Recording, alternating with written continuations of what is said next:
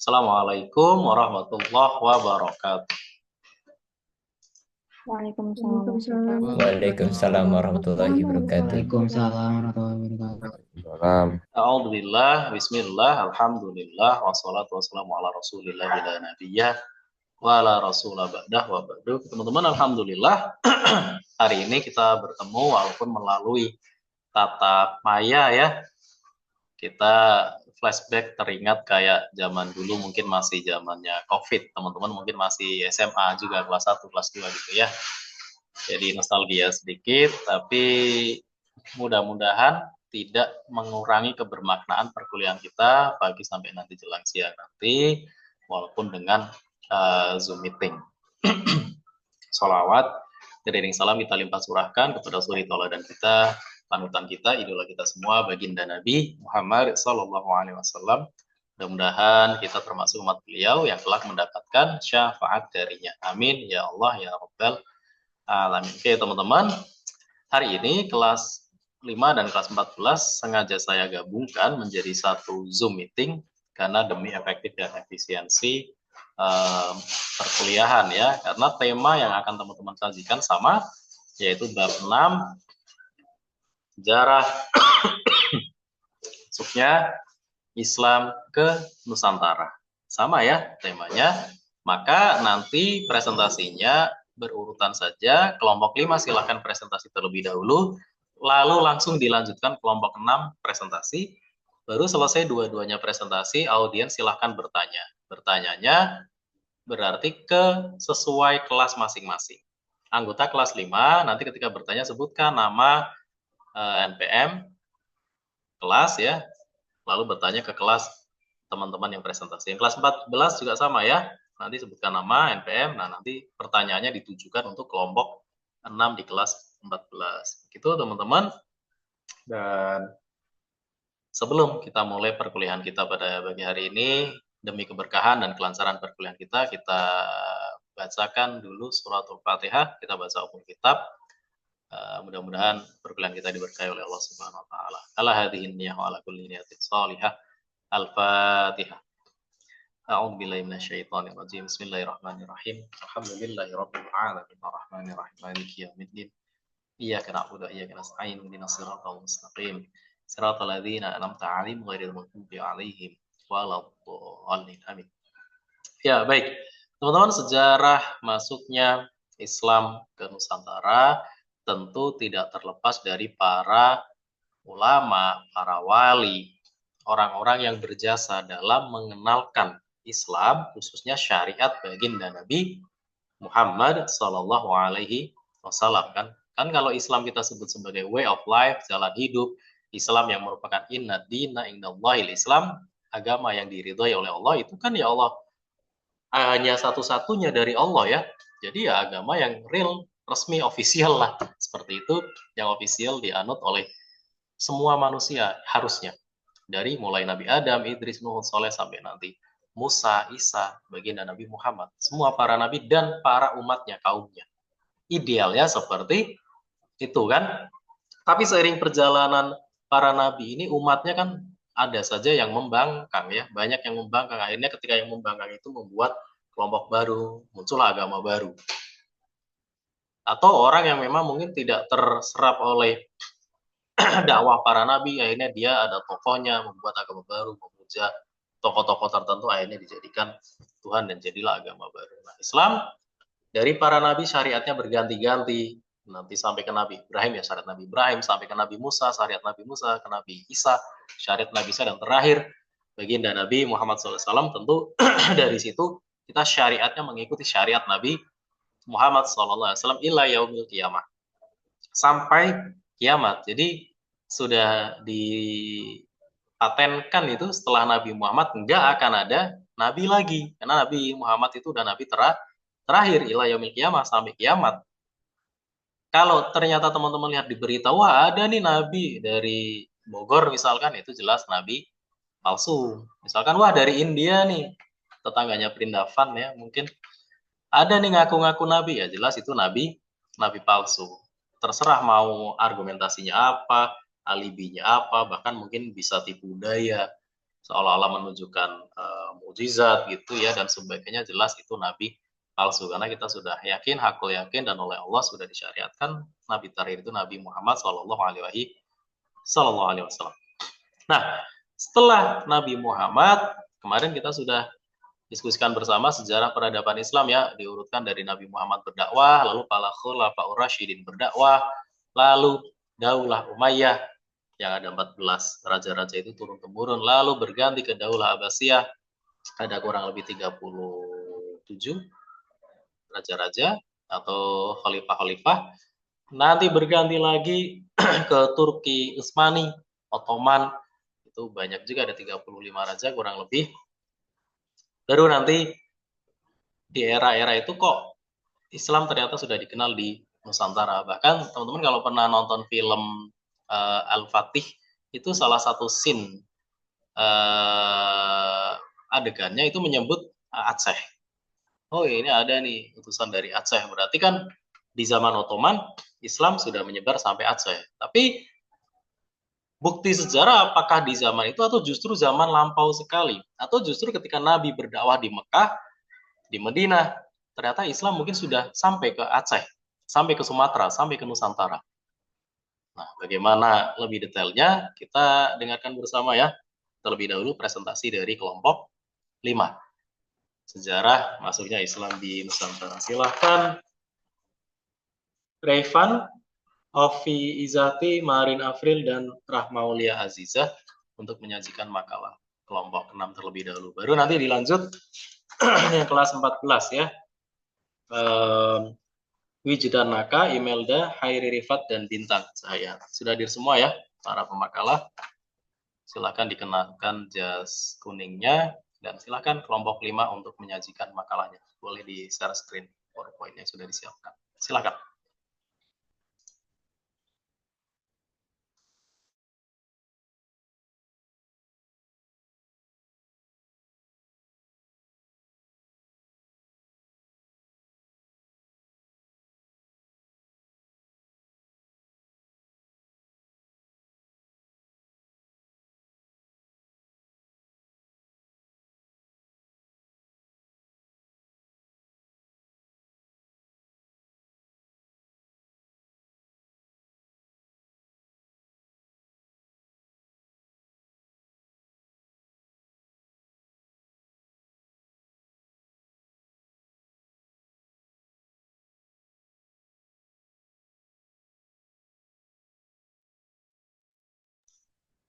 Ya, dan untuk absensi akan saya panggil nanti di akhir ya. Jadi pastikan koneksi teman-teman stabil, kuotanya ada, wifi-nya ada, supaya nanti sampai akhir perkuliahan masih join tuh.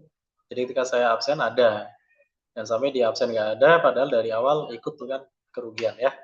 Silakan kelompok 6 kelas 5.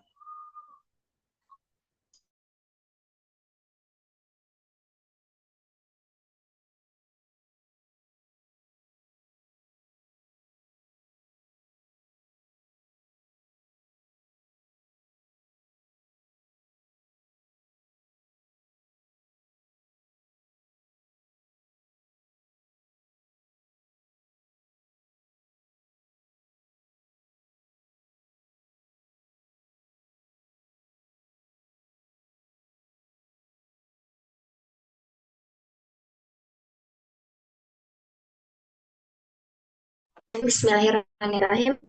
Assalamualaikum warahmatullahi wabarakatuh. Teman-teman sekalian kelas 11 agama Islam. Terima kasih untuk kesempatan yang sudah pada kami untuk kasih pagi hari ini. Kesempatan ini tentang sejarah Islam di Nusantara. Itu penting bagaimana kembang dan sampai di Nusantara.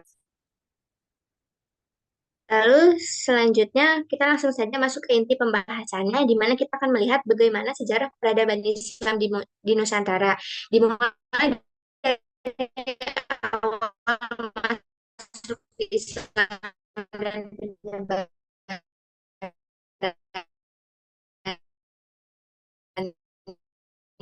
lalu perkembangan tokoh-tokoh.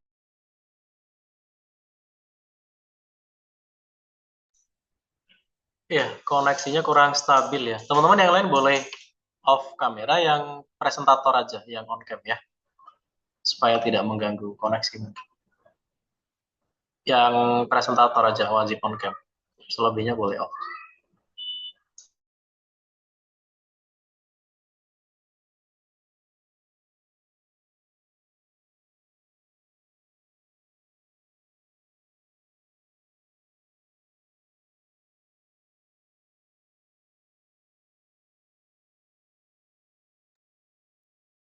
Untuk materi yang pertama yaitu alasan Islam di antara beberapa sejarawan menyebut Islam pertama wilayah ini.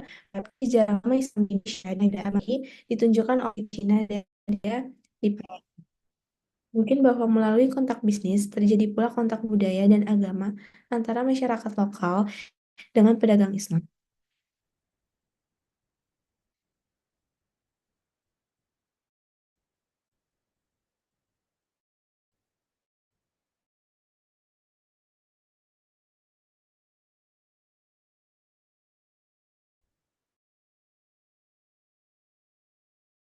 Manfaatkan karena sangat strategis sehingga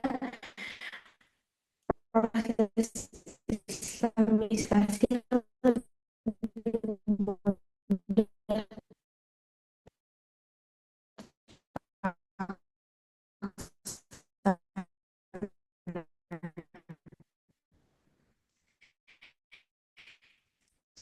jadi pada 17 saya kira menikah. Sebelum menikah biasanya pribumi diislamkan terlebih dahulu. Selanjutnya adalah pendidikan. Dalam penyebaran agama Islam juga dilakukan melalui jalur pendidikan, yakni pesantren, meskipun dalam arti yang lebih sederhana. Di pesantren atau pondok, para kiai dan guru mengajar dan menyebarkan ajaran Islam. Dari sinilah santri-santri yang telah menamatkan juga turut menyebarkan Islam. Dan yang terakhir itu kesenian. Itu penyebaran dakwah agama Islam juga dilakukan melalui bidang kesenian. Pada saat itu, kesenian sudah dikenal dekat oleh masyarakat setempat, misalnya saja di Jawa. Media utamanya adalah wayang. Dalam hal ini, Sunan Kalijaga adalah salah satu sunan yang ahli memainkan wayang.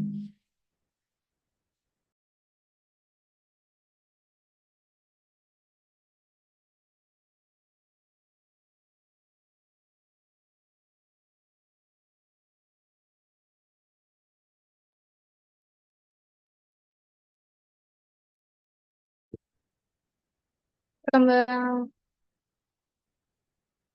perkembangan Islam di Nusantara. Pada masa awal masuknya Islam, Islam mulai masuk ke Nusantara sekitar abad ke-7 hingga ke-13 Masehi. Meskipun terdapat berbagai teori mengenai cara penyebarannya, jalur perdagangan maritim dianggap sebagai faktor utama penyebaran Islam di kawasan ini.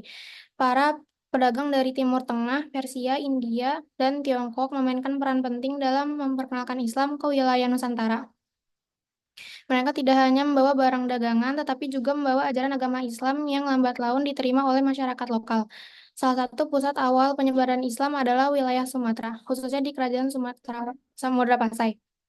Kerajaan Samudra Pasai di pesisir utara Sumatera adalah salah satu kerajaan Islam pertama di Nusantara, berdiri sekitar abad ke-13. Seiring berjalannya waktu, kerajaan-kerajaan Islam lain juga muncul, seperti Kesultanan Aceh, Kesultanan Demak, dan Kesultanan Malaka. Penyebaran Islam ini juga terkait erat dengan meningkatnya pengaruh politik dan ekonomi dari kerajaan-kerajaan Islam tersebut yang memperkuat posisi Islam di Nusantara. Zaman kolonialisme Belanda. Selama masa kolonial, khususnya pada zaman penjajahan Belanda, perkembangan Islam di Nusantara mengalami tantangan yang cukup berat. Kebijakan kolonial Belanda yang promisi Kristen membuat penyebaran Islam terhambat, terutama di wilayah-wilayah yang masih di bawah kekuasaan mereka. Meskipun demikian, Islam tetap berkembang melalui jalur pendidikan pesantren dan pergerakan sosial. Pada awal abad ke-20, kebangkitan Islam di Nusantara semakin terlihat dengan munculnya organisasi Islam seperti Sarekat Islam dan Muhammadiyah yang memiliki tujuan untuk memperkuat solidaritas umat Islam serta meningkatkan pendidikan dan kesejahteraan sosial umat Muslim di Nusantara. Selain itu, organisasi Nahdlatul Ulama atau NU yang didirikan pada tahun 1926 juga berperan penting dalam mempertahankan nilai-nilai Islam tradisional di tengah arus modernisasi dan kolonialisme. pada era reformasi hingga saat ini. Pada era reformasi terjadi kebangkitan politik Islam di Indonesia. Partai-partai berbasis Islam muncul dan ikut berpartisipasi dalam sistem politik demokratis. Selain di ranah politik, perkembangan Islam juga terlihat di berbagai sektor kehidupan masyarakat. Pendidikan berbasis Islam semakin berkembang dengan berdirinya banyak sekolah dan universitas Islam, baik negeri maupun swasta. Media berbasis Islam, baik cetak maupun digital, juga mengalami perkembangan yang pesat. Keberadaan ormas-ormas Islam seperti NU dan Muhammadiyah tetap menjadi kekuatan besar yang mengawal perkembangan Islam yang moderat di Indonesia. Namun, seiring dengan perkembangan ini, Islam di Indonesia juga dihadapkan pada tantangan baru. Munculnya gerakan-gerakan Islam yang lebih radikal dan fundamentalis menjadi isu yang cukup menonjol dalam beberapa dekade terakhir. Kelompok-kelompok ini seringkali berusaha mengubah Indonesia menjadi negara dengan sistem Islam yang lebih ketat. Meskipun mayoritas masyarakat Indonesia masih memegang teguh prinsip Islam moderat yang sejalan dengan Pancasila.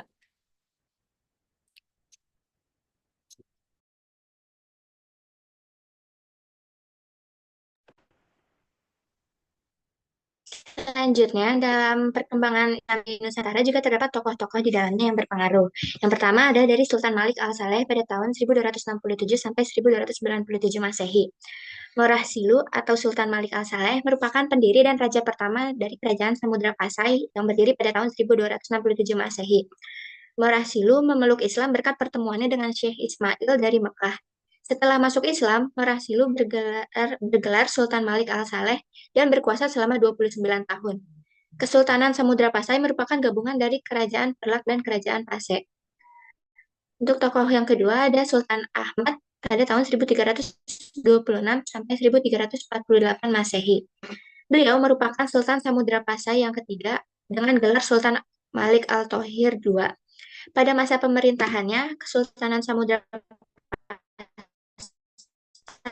dikunjungi oleh seorang ajar Ibnu Battuta.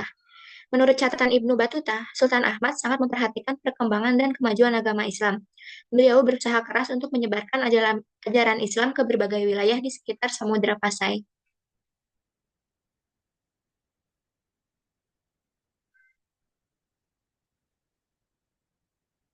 Untuk selanjutnya ada Wali Songo pada tahun 1404 sampai 1546 Masehi. Wali Songo merupakan 9 wali atau sunan yang menjadi pelopor penyebaran Islam di Pulau Jawa. Mereka di Ahmad Sunan Ampel, yang ketiga Maulana Makdum Ibrahim atau Sunan Bonang, yang keempat Raden Paku atau Sunan Giri, yang kelima Syarifuddin atau Sunan Derajat, yang keenam Raden Masyahid atau Sunan Kalijaga, yang ketujuh ada Ja'far Shadiq atau Sunan Kudus, dan Kelihatan Gunung Jati. Selanjutnya, ada juga tokoh yang bernama Sultan Alauddin Riayat Shah pada tahun 1538 sampai 1571 Masehi. Beliau ini merupakan Sultan Aceh ketiga yang terkenal sebagai peletak dasar-dasar kejayaan Kesultanan Aceh. Hubungan baik yang dimilikinya dengan Kesultanan Turki, Utsmani, dan kerajaan-kerajaan Islam lainnya menjadikan pemerintahannya menjadi sangat kuat. Bahkan militer Kesultanan Aceh terkenal handal karena mendapat bantuan dari Kesultanan Turki Utsmani.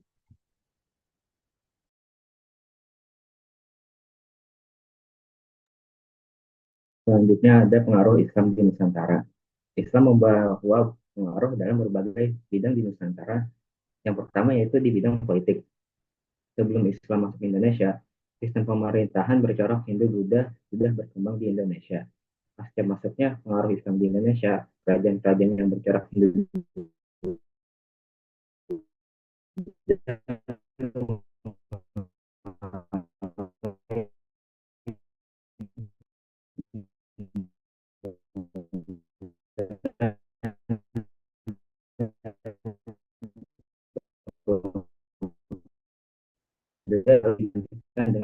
dalam arsitektur masjid-masjid di Nusantara menggabungkan gaya lokal seperti atap bertingkat dan penggunaan kayu, seperti yang terlihat pada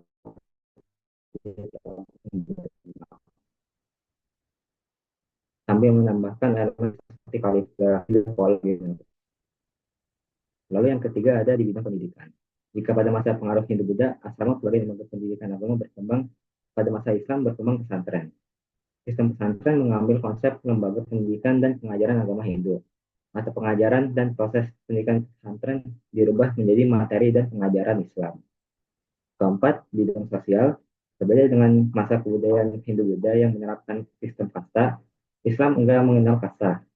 Inilah yang membuat Islam mudah diterima oleh masyarakat Indonesia kala itu.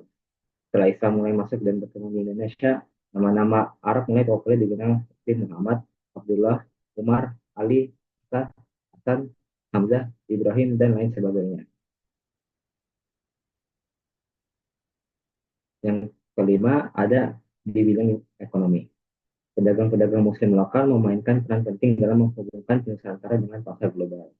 Hal ini membawa perubahan dalam praktik perdagangan seperti menerapkan prinsip-prinsip ekonomi yang menekankan keadilan, larangan riba atau bunga, dan pentingnya zakat serta dalam distribusi kekayaan. Baik, sekian untuk materi presentasi pada hari ini. Sekarang kami persilahkan kepada teman-teman sekalian jika ada yang ingin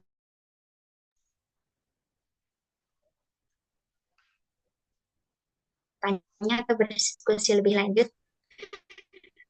Ya, dilanjutkan kelompok 6 kelas 14 dulu ya. Silakan.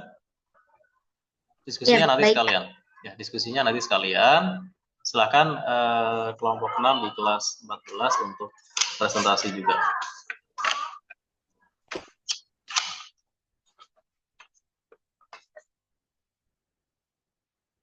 Wijidanaka, ada Imelda, Khairi Rifat, dan Bintang. On cam silahkan. Yang lain boleh off supaya koneksinya stabil.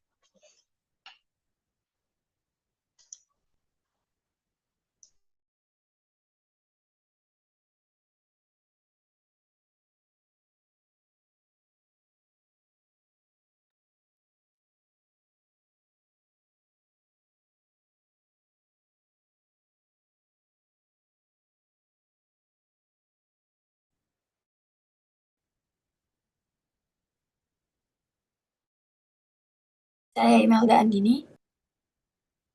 Saya Khairi Patris Putra.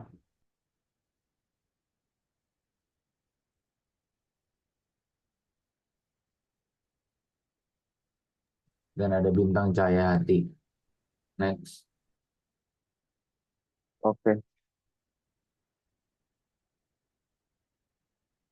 oke. Bagaimana proses masuknya Islam ke Nusantara? Proses masuknya Islam di wilayah Nusantara tidak lepas dari kegiatan perdagangan. Nusantara terkenal dengan hasil buminya menjadi daya tarik bagi para pedagang berbagai bangsa yaitu Cina, India, Arab, dan Persia. Kedatangan mereka melalui Selat Malaka yang lambat laun berkembang sebagai salah satu jalur perdagangan internasional. Melalui Selat Malaka, para perdagangan mengunjungi pusat-pusat perdagangan di Pulau Jawa, di Jepara, Tuban, Gresik, lalu dilanjutkan pelayaran ke Banjarmasin, Goa Ambon, dan Ternate, yang dikenal sebagai pusat penghasil rempah-rempah. Kemudian, melalui perdagangan itu, perdagangan Persia, Arab, dan Gujarat yang telah masuk memeluk agama Islam dapat memperkenalkan agama dan budaya Islam kepada penduduk Nusantara. Contoh peristiwa ini sangat berkaitan dengan soal peletakan secara geografis. Misalnya, Selat Malaka sudah dikenal sebagai jalur pelayaran dan perdagangan sejak berkembangnya Kerajaan Sriwijaya. Dapat dipastikan karena sejak abad ke-8 Masehi, sudah banyak perdagangan Muslim yang berdatangan di Malaka dan Sriwijaya. Sudah Sriwijaya lemah, banyak bandar melepaskan diri. Hal ini mengisyaratkan bahwa kedudukan bandar-bandar para pedagang Muslim itu sudah kuat. Sehingga dalam negara baru banyak perdagangan Muslim yang mendapat tempat dan kedudukan.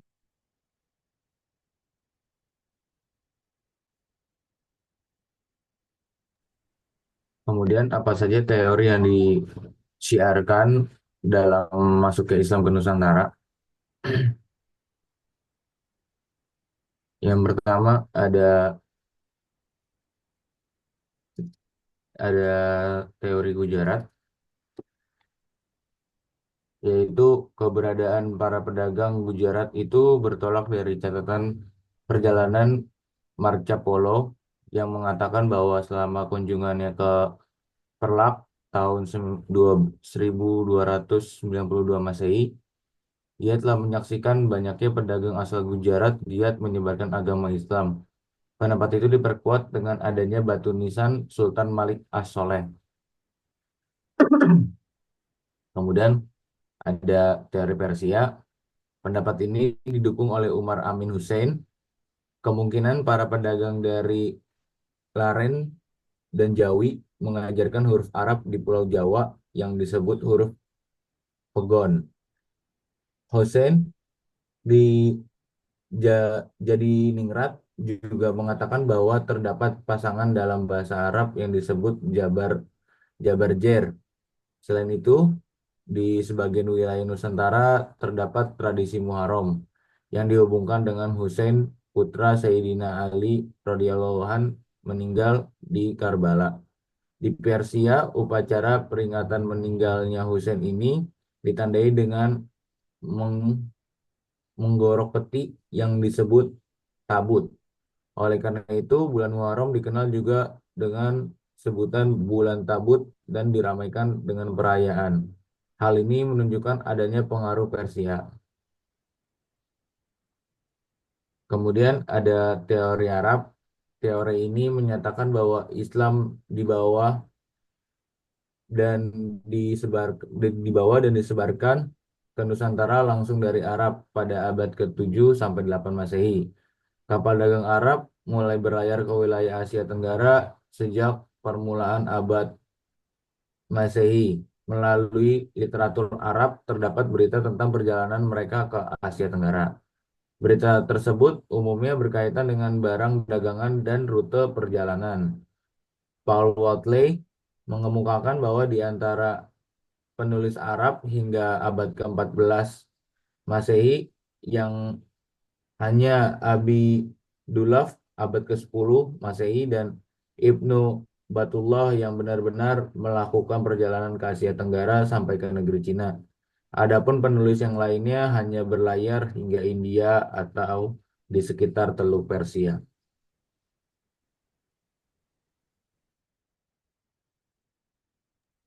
Selanjutnya yaitu strategi penyebaran Islam di Indonesia. Yang pertama itu ada perdagangan, yang kedua itu dakwah, ketiga perkawinan, keempat pendidikan, dan yang terakhir kultural.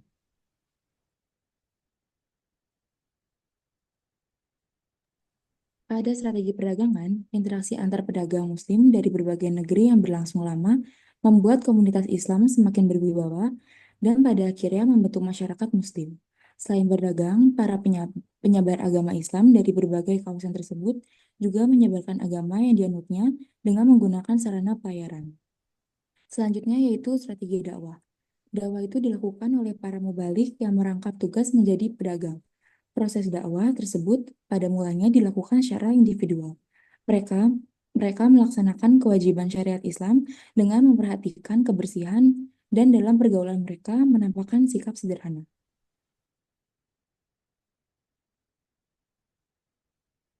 Selanjutnya yaitu strategi perkawinan. Semakin berkembangnya perdagangan, semakin banyak pula para pedagang Islam dari Persia, Arab, Gujarat yang datang ke Nusantara. Bahkan banyak di antara mereka yang kemudian menetap di berbagai wilayah Nusantara. Daerah pemukiman mereka disebut Pekoja. Banyak di antara mereka kemudian menikah dengan anggota masyarakat setempat.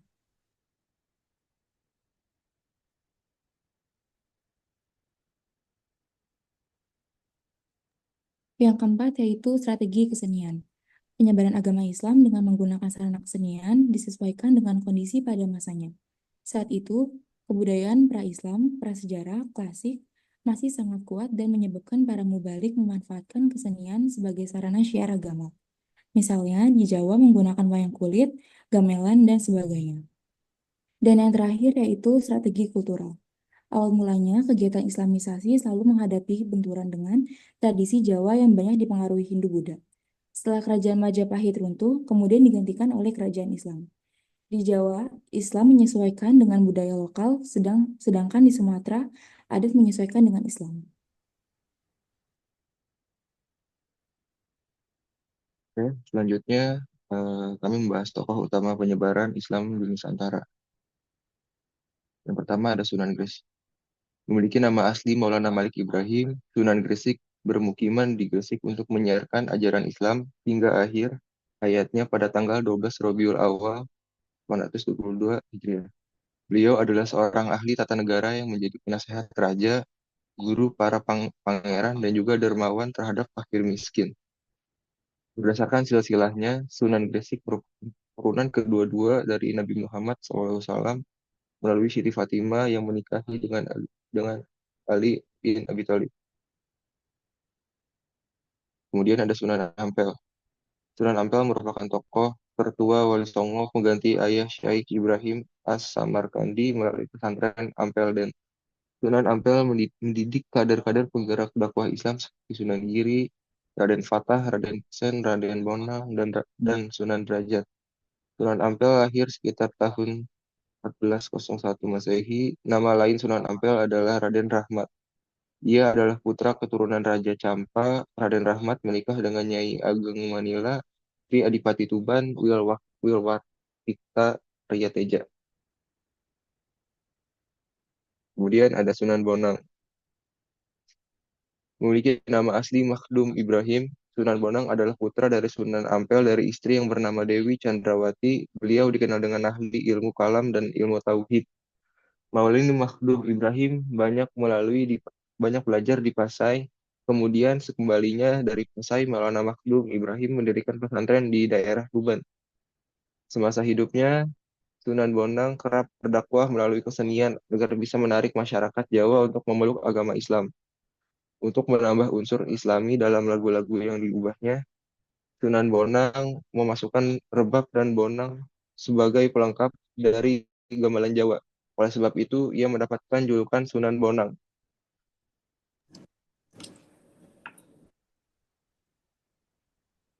Selanjutnya adalah Sunan Derajat. Raden Qasim yang merupakan putra dari Sunan Ampel dikenal oleh masyarakat di seluruh tanah air sebagai Sunan Derajat. Dalam misinya untuk menyebarkan agama Islam, beliau menggunakan kegiatan sosial sebagai ujung tombaknya. Beliau mempelopori penyantunan anak-anak yatim dan orang-orang sakit. Selain itu, Sunan Derajat banyak berdakwah kepada masyarakat umum, sangat mengedepankan sikap dermawan, kerja keras, dan meningkatkan kemakmuran rakyat sebagai pengamalan agama Islam.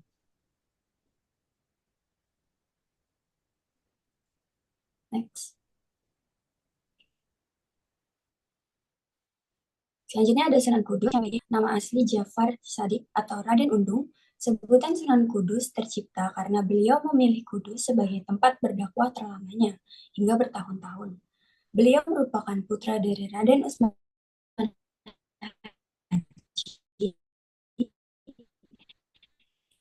yang menyebarkan agama Islam dari al-ilmi karena sangat menguasai ilmu-ilmu agama, terutama tafsir, fikih, usul fikih, tauhid, hadis, serta logika. Beliau mendapatkan kepemilikan pemerintahan di daerah Kudus, sehingga menjadi pemimpin pemerintahan atau bupati sekaligus pemimpin agama.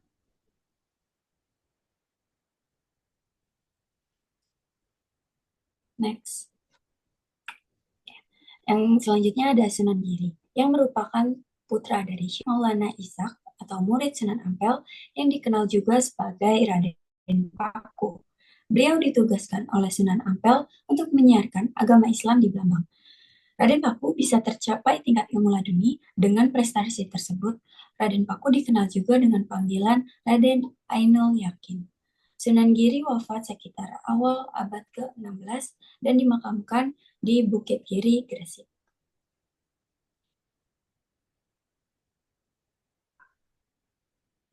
Selanjutnya ada Sunan Kalijaga. Sunan Kalijaga mempunyai nama kecil Raden Sahid. Beliau juga dijuluki sebagai Syekh Malaya. Beliau adalah anak dari Adipati Tuban yang bernama Wilatika atau Raden Sanur. Beliau menggunakan kesenian dan kebudayaan sebagai alat untuk menyebarkan agama Islam. Kesenian yang beliau gunakan untuk dakwah adalah wayang kulit dan tembang suluk. Banyak memang percaya bahwa tembang suluk, ilir, dan gundul-gundul pacul adalah hasil dari karya Sunan Kalijaga. Sunan Kalijaga wafat pada pertengahan abad ke-15 dan dimakamkan di desa Kadilangu, Kabupaten Demak, Jawa Tengah.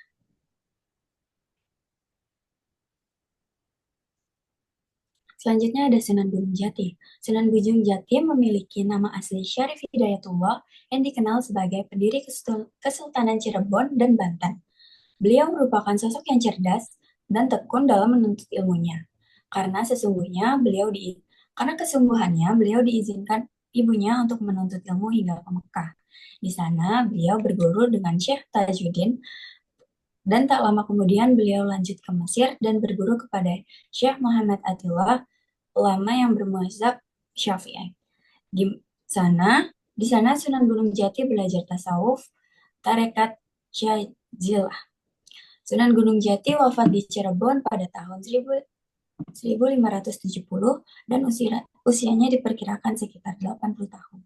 Makamnya terdapat di Kompleks Pemakaman Bukir Saptapanga di Gunung Jati, Desa Astana, Cirebon, Jawa Barat.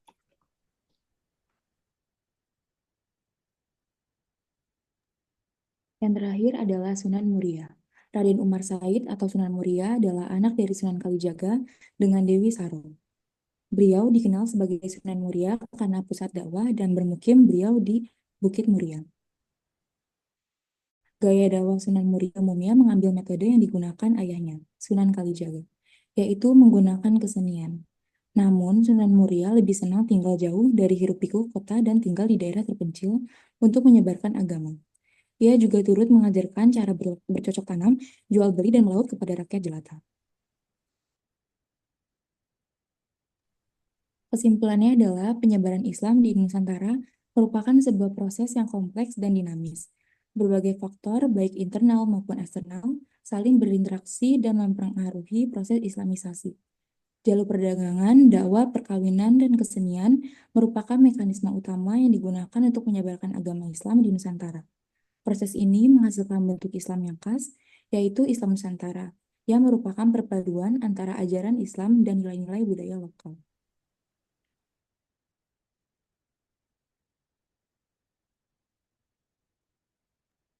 Sekian dari kelompok kami terkait dengan sejarah perkembangan Islam di Nusantara. Apakah ada yang ingin ditanyakan?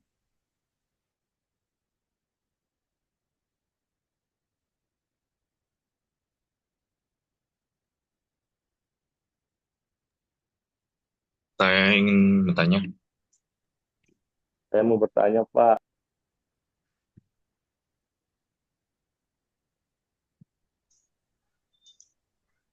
Ya, gantian, raise hand dulu, raise hand. Nanti ditunjuk oleh makalah.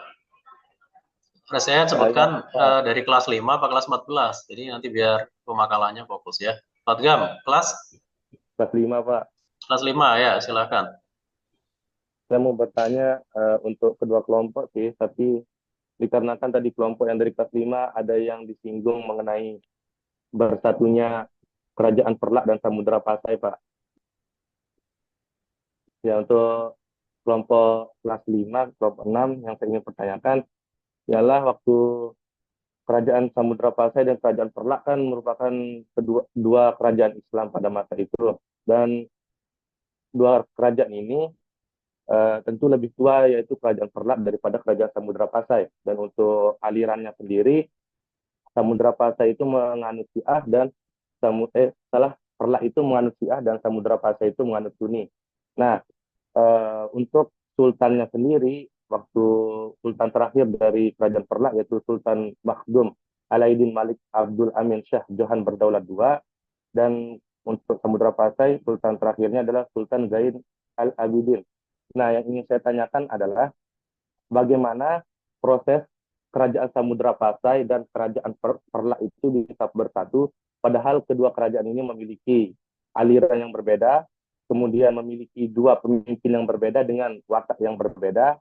Kemudian kalau dari segi pernikahan, tidak ada pihak dari Samudra Pasai atau Kerajaan Perlak yang tercatat ada hubungan pernikahan. Nah, dan apabila mereka bersatu melalui peperangan, di dalam sejarah Samudra Pasai pernah berperang dengan Perlak. Namun kenapa putra kerajaan Perlak lah yang menjadi pemimpin saat Samudra Pasai dan Perlak bersatu? Jadi yang saya tanyakan itu bagaimana dan proses kerajaan Samudra Pasai dan Perlak bisa bersatu. Terima kasih.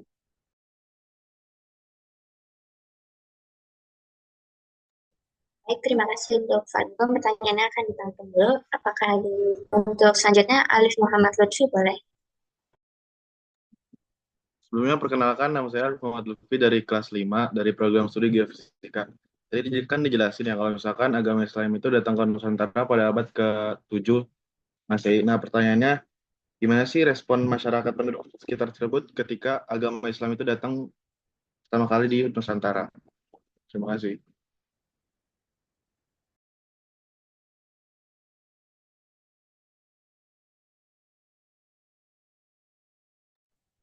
Baik, terima kasih. Untuk selanjutnya Alia Raudatul diperbolehkan. Oke, izin perkenalkan nama saya Ali Rodatul. Pertanyaannya, kan tadi dibahas tuh ada waktu pas di slide membahas perkembangan Islam di Nusantara pada era reformasi hingga saat ini, disebutkan bahwa tantangan pada era saat ini adalah munculnya gerakan Islam yang lebih radikal dan fundamentalis.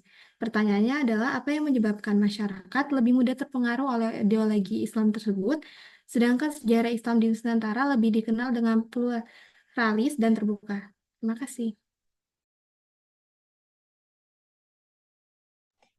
Baik, terima kasih Alia. Untuk selanjutnya si Faset boleh.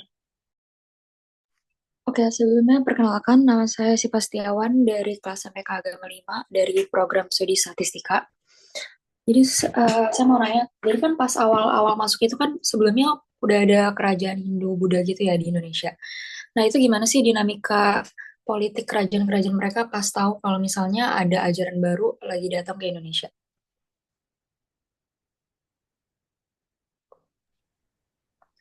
Oke, Baik,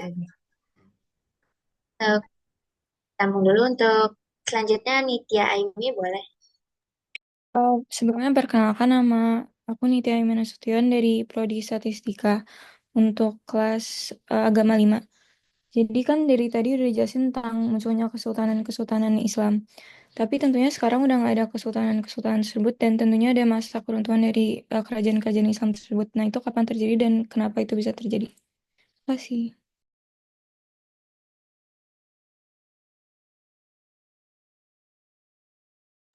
Baik, terima kasih. Untuk selanjutnya ada Ananda Shiva boleh.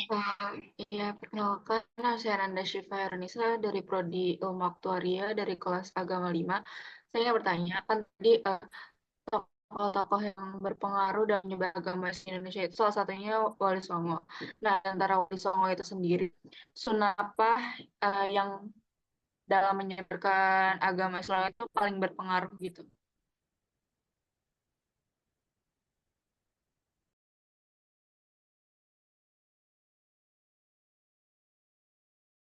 Maaf, boleh diulang sebentar? Oke, dari perkenalan atau dari pertanyaannya aja? Dari pertanyaannya aja. Kan tadi disebutin bahwa tokoh-tokoh yang berpengaruh dalam penyebaran agama Islam itu Wali Songo. Nah, dari Wali Songo itu sendiri, Sunan apakah yang memiliki pengaruh paling besar dalam penyebaran agama Islam di Indonesia? Ya, baik, terima kasih. Selanjutnya ada Fawaz Fauzan, boleh. Sebelumnya izin perkenalkan diri, nama saya Fauz Wajan Santosa dari program studi kimia MPK Agama kelas 5. Tadi dijelaskan bahwa Islam masuk ke Nusantara melalui perdagangan dan lain sebagainya. Bagaimana jika Islam tidak masuk di Nusantara dan apa dampaknya bagi perekonomian dan perkembangan Nusantara? Terima kasih.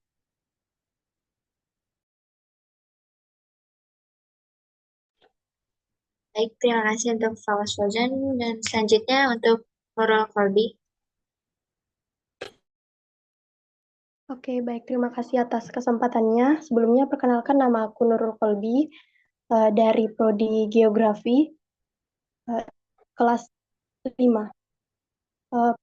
Pertanyaannya itu kan tadi dijelasin bahwa cara penyebaran dan penerimaan Islam di berbagai daerah di Nusantara itu kan berbeda-beda. Seperti semisal tadi dijelasin bahwa di Jawa itu kayak kesenian gitu kan, kayak wayang. Kemudian di Sumatera itu kayak perdagangan. Nah, pertanyaan saya itu adalah apa faktor-faktor yang mempengaruhi perbedaan cara penyebaran perbedaan di setiap daerah di Nusantara ini. Terima kasih. Baik, terima kasih Nurul Kolbi atas pertanyaannya. Lalu karena di sini tercatat sudah ada 8 pertanyaan dan sudah banyak, jadi kami rasa untuk kelompok agama kelas 5 dicukupkan dulu dan kami akan mencari dahulu jawabannya. Terima kasih.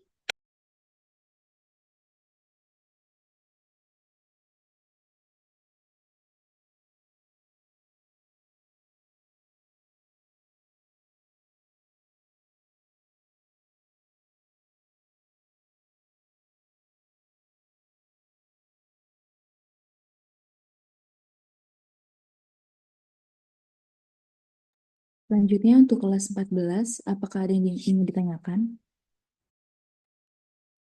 Saya ingin bertanya. Oke, baik. Perkenalkan, nama saya Muhammad Handi Pabeswara dari kelas MPK Agama Islam 14. Saya dari Prodi Geografi. Em, Pertanyaan saya ya, yang pertama, em, kan penyebaran agama Islam ini yang paling berpengaruh di Indonesia adalah Wali Songo, yang dimana mereka penyebarannya ada di Pulau Jawa. Nah, yang jadi pertanyaan saya adalah, apakah ada kesulitan seperti penyebaran agama-agama Islam ke daerah-daerah terpencil? Nah, bagaimana cara para Wali Songo ini menyebarkan agama Islam ke daerah-daerah terpencil? Jadi bukan hanya di Pulau Jawa, tapi bisa juga di daerah-daerah lainnya. Terima kasih. Terima kasih Handi atas pertanyaannya. Apakah ada yang ditanyakan lagi? Saya izin bertanya. Perkenalkan, nama saya Safa Salsabila dari kelas Agama Islam 14. Pertanyaan saya, Islam ini kan masuk ke Nusantara melalui jalur damai ya, misalnya dari dakwah, perdagangan, perkawinan, atau dari kedatangan ulama-ulama besar. Menurut kelompok 6, menurut kalian, apakah bagaimana cara terbaik untuk mempertahankan harmoni antara tradisi Islam yang lokal dengan tantangan globalisasi dan modernisasi zaman sekarang? Kemudian, apakah pendekatan yang dilakukan oleh para ulama di Indonesia yang dilakukan di masa lalu itu masih relevan dengan tantangan-tantangan yang ada di zaman sekarang? Atau perlu strategi baru mungkin? Terima kasih. Terima kasih Syafa atas pertanyaannya. Apakah ada yang ingin ditanyakan lagi?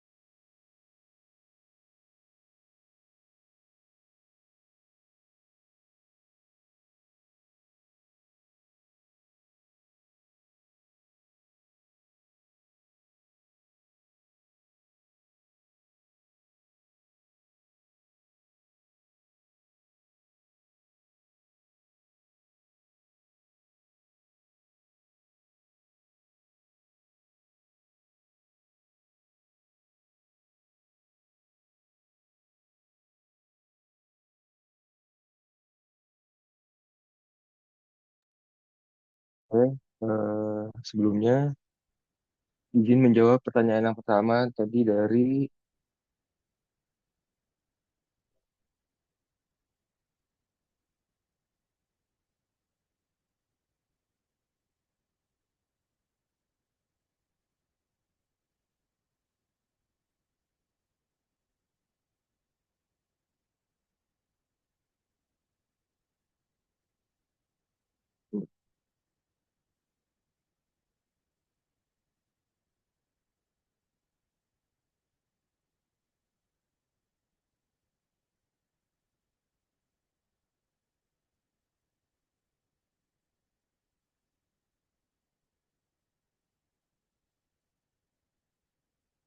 Handi.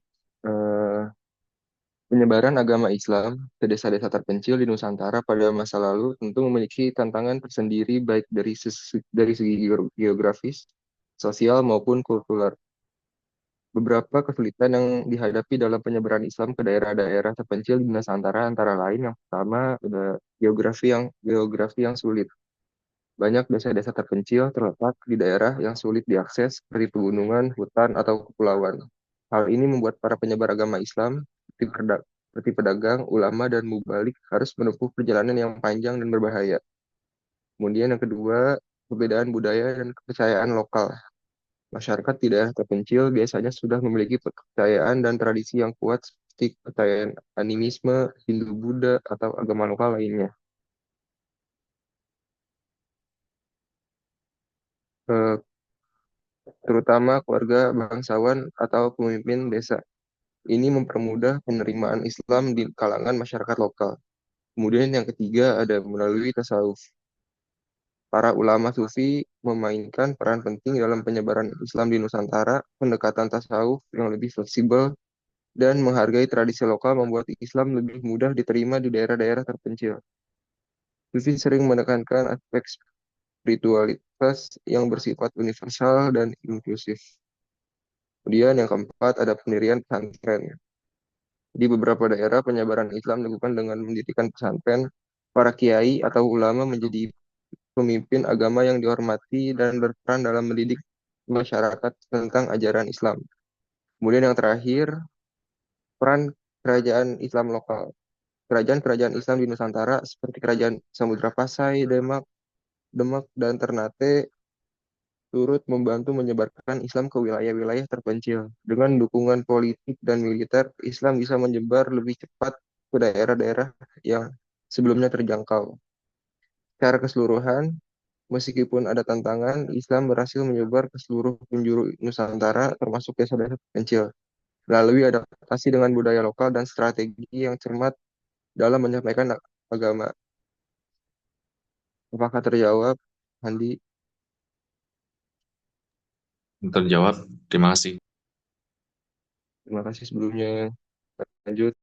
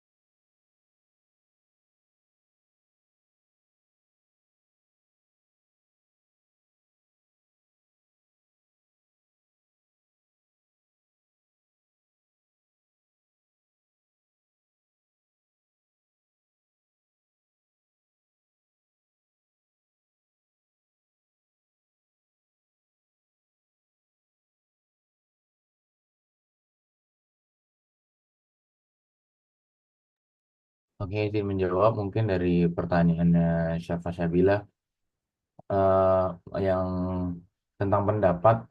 Nah, mungkin pendapat kita dari kelompok 6 kali ini untuk eh, budaya sendiri yang dibawa-bawa oleh para wali ini masih relevan karena Indonesia memiliki kebiasaan atau kultural yang apa ya, mempertahankan budaya-budayanya yang udah diajarkan dari para dahulu-dahulunya. Seperti mungkin ada ajaran yang mengamalkan satu suro atau ada ajaran-ajaran yang untuk kebiasaan untuk merayakan Maulid Nabi itu kan adalah salah satu apa ya budaya-budaya yang diberikan atau diajarkan oleh para para sunan juga gitu. Jadi kemungkinan itu masih masih menjadi hal-hal yang sangat relevan untuk mempertahankan atau memperkuat Islam bagi di lokal maupun secara umat gitu. Mungkin Imelda mau ditambahin? Oke, tadi kan juga ditanya gimana sih cara terbaik untuk mempertahankan antara tradisi Islam lokal dengan pengaruh globalisasi. Nah, itu tuh bisa dilakukan dengan pertama menguatkan pendidikan agama di sekolah-sekolah. Eh, Nilai-nilai agama Islam yang tentunya harus diajarkan sejak dini untuk pemahaman yang makin kuat sehingga nanti generasi yang selanjutnya dapat menyaring pengaruh negatif dari luar. Selanjutnya, karena kita hidup di era era digitalisasi, ada perlunya kita untuk mengembangkan literasi digital eh, karena hal ini masyarakat perlu diajarkan untuk cerdas dalam menggunakan media sosial dan internet sehingga tidak mudah untuk terpengaruh dengan konten-konten yang radikal atau bertentangan dengan nilai-nilai Islam. Selanjutnya, ada juga menjalin kerjasama antar umat beragama. Kerjasama antar umat beragama perlu terus ditingkatkan untuk mencapai suasana yang lebih harmonis dan toleran. Nah, untuk pendekatannya itu tadi udah dijelasin sama Khairi Rifat. Jadi, ya, Jadi mungkin sekian itu jawaban dari kelompok 6. Apakah sudah terjawab atau mungkin masih ada yang dibingungin? Sudah terjawab. Terima kasih kelompok 6. Oke, terima kasih juga.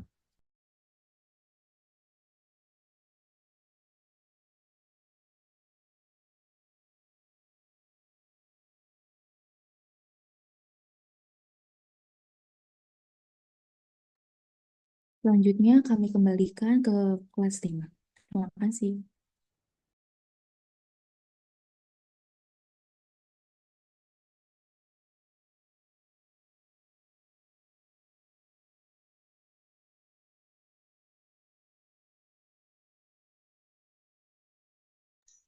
Kelas 14 coba tadi yang sudah bertanya siapa aja tadi kelas 14? Saya Pak, Muhammad Handi Pabaswara. Ya, Handi, siapa lagi? Nama saya Pak. Safa Safa. Salsabila. Ada lagi? Berdua ya? Iya Pak. Selebihnya kelompok 5. Coba kelompok 5 tadi yang bertanya selain Fatgam siapa aja tadi? Alif Muhammad Lutfi, Pak. Alif. Oke, siapa lagi? Alia Rodatun Pak. Bentar. Kelas 5 Alif. Muhammad Lutfi. Siapa lagi? Syifa Setiawan Pak, sama Niti Raime. Oke. Resen aja, Resen. Kayak Nitya Aimi itu. Alif Muhammad. Nitya Aimi. Siapa lagi? Syifa. Oke, Syifa.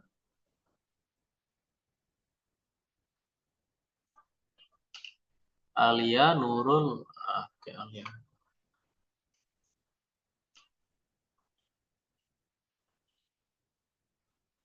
Nurul Kalbi ya. Ya. Fawas Fauzan, kelompok berapa Fawas? Saya kelompok kelas 5 ya. Kelompok 5. Kelas 5 ya. Kelas 5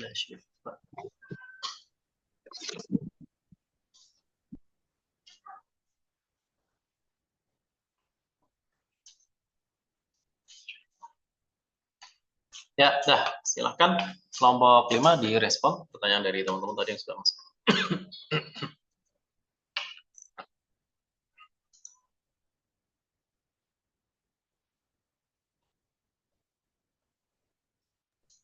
Baik, kami dari kelompok 5 ingin menjawab pertanyaannya. Untuk yang pertama dari Fatgom tadi, untuk pertanyaan itu ada bagaimana proses Kesultanan atau Kerajaan Samudra Pasai dan Perlak bisa bersatu, padahal aliran beda kayak Syafi'i atau Syiah, lalu pemimpin beda, watak beda, pernikahan mungkin dari pernikahan atau apa. Jadi jawabannya itu bagaimana kedua kerajaan itu bisa bersatu karena lebih ke arah kepentingan politik dan ekonomi. Jadi seperti faktor-faktor mereka bersatu itu bisa kedua kerajaan itu memiliki kepentingan ekonomi karena kedua kerajaan itu berada di jalur perdagangan internasional yang strategis. Jadi penyatuan wilayah mereka itu penting untuk memperkuat ekonomi dan mempertahankan kekuasaan. Selanjutnya juga ada faktor geopolitis, yaitu kedekatan geografis dan kebutuhan untuk mengendalikan wilayah-wilayah penting di Sumatera Utara, juga menjadi alasan mereka bersatu untuk mempertahankan kendali kerajaan. Selanjutnya juga ada ancaman dari eksternal, dari kerajaan lain yang baik dari wilayah Nusantara maupun dari luar. Jadi yang mendorong kedua kerajaan itu untuk saling bekerja sama demi kekuatan dan keamanan bersama. Selain dari yang sudah tadi disebutkan, juga ada kesamaan antar budaya dan agama. Meskipun mereka aliran Islamnya beda, yaitu Samudra Pasai dengan Syafi'i dan Perlak awalnya Syiah, keduanya berbagi dasar keagamaan Islam. Tetap sama keduanya itu Islam dan di daerah yang kuat budaya Melayunya, sehingga lebih mudah untuk mereka menemukan titik temu dalam hal politik dan sosial. Jadi dua kerajaan itu bersatu karena faktor politik dan ekonomi, bukan lebih ke ideologi atau personal. Lalu mereka juga disatukan dengan adanya pernikahan politik antara Putri Raja Perlak dengan Raja Samudra Pasai. Untuk Fatgom, apakah sudah terjawab? Sudah. Baik, terima kasih. Untuk selanjutnya pertanyaan yang kedua ada lanjut dari Alia Raudatul tadi, apa yang menyebabkan masyarakat lebih mudah terpengaruh oleh ideologi Islam radikal dan fundamental, sedangkan sejarah Islam di Nusantara lebih dikenal dengan pluralis dan terbuka.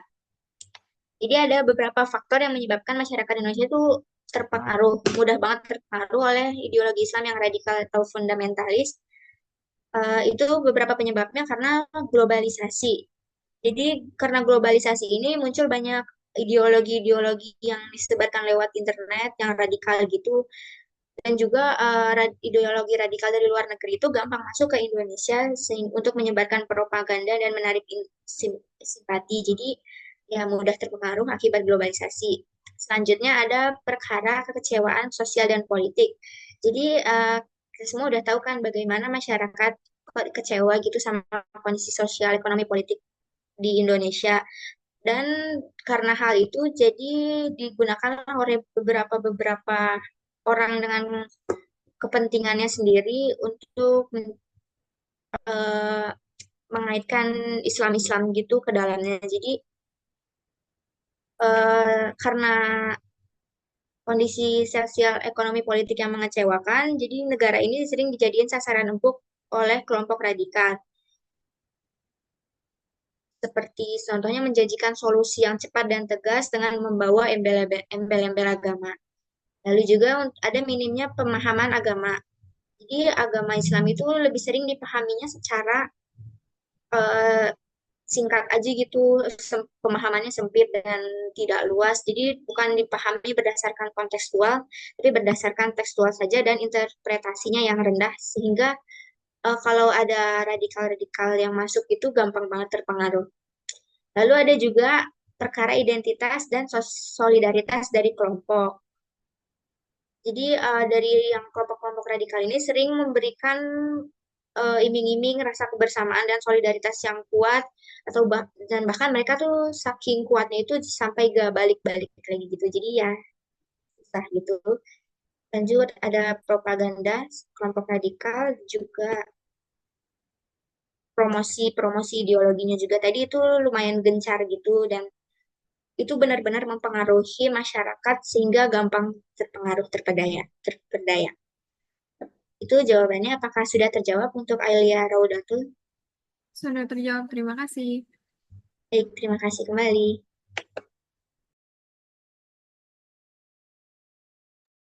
Selanjutnya saya izin menjawab pertanyaan dari Fawaz Fauzan Santosa. Bagaimana jika Islam tidak masuk Indonesia dan dampak ekonomi bagi Nusantara? Jadi dalam jalur perdagangan ini, jika Islam ini membawa sistem perdagangan yang lebih terorganisir dan jaringan yang luas, termasuk jalur perdagangan internasional. Jadi tanpa Islam, kemungkinan besar perdagangan dengan wilayah luar seperti Arab dan India akan terbatas, mengurangi akses terhadap barang dan teknologi. Jadi secara keseluruhan, tanpa kedatangan Islam, Nusantara mungkin akan memiliki jalur perkembangan yang berbeda. Dengan perekonomian yang kurang terintegrasi, budaya yang lebih homogen, dan sistem pendidikan serta pemerintahan yang tidak seefisien yang ada sekarang. Hal ini bisa mengakibatkan keterbelakangan dalam berbagai aspek dibandingkan dengan perkembangan yang sebenarnya terjadi. Apakah sudah menjawab? Sudah, terima kasih. Oke, terima kasih. Selanjutnya, izin menjawab juga untuk pertanyaan dari Ananda Shiva, yaitu tokoh yang berpengaruh, sunan apa yang memiliki pengaruh dalam penyebaran Islam paling besar. Jadi di sini ada beberapa sunan yang berpengaruh dalam penyebaran Islam di Indonesia. Yang pertama ada Sunan Giri. Sunan Giri ini mendirikan pesantren dan berperan dalam pendidikan Islam. Yang kedua yaitu Sunan Kalijaga. Sunan Kalijaga ini beliau menggunakan seni dan budaya lokal untuk menyebarkan ajaran Islam. Dan yang terakhir itu Sunan Bonang dalam menyebarkan Islam melalui musik dan kesenian. Mereka semua menggunakan pendekatan yang adaptif terhadap budaya setempat sehingga Islam dapat diterima oleh masyarakat. Apakah sudah menjawab?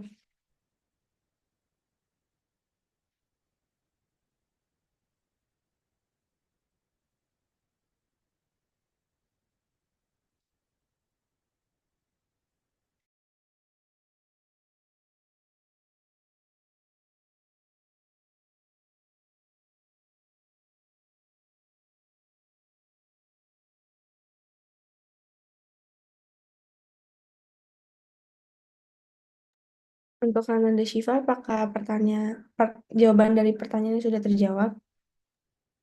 Sudah, Oke, terima kasih. terima kasih.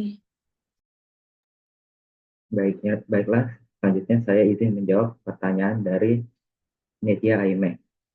Kenapa kerajaan-kerajaan Islam bisa runtuh dan apa yang menyebabkan hal-hal tersebut terjadi?